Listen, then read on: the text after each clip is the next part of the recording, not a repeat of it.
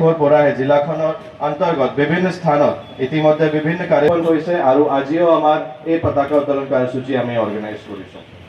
আন্তঃ কাৰ্যালয় ঔদ্যোগিক সঁজুলি আৰু সামগ্ৰী প্ৰদান, শিক্ষা অনুষ্ঠানত কুইজ, ৰচনা, চিত্ৰাংকন প্ৰতিযোগিতা, মূল মন্ত্ৰেৰে আয়োজিত বাইক ৰেলী যথেষ্ট কাম হৈছে আৰু ৰাস্তা পদূলিবিলাক যথেষ্ট উন্নত হৈছে।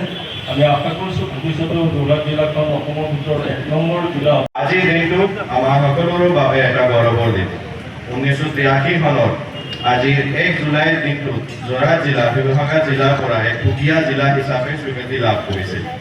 তেতিয়াৰ পৰাই এই ঐতিহাসিক জিলাখনে নানান ঘাট প্ৰতিঘাত নেওচি উশানৰ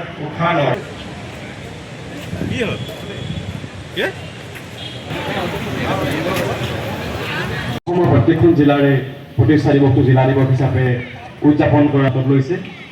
তাৰে উপলক্ষত আজি যোৰহাট জিলা দিৱস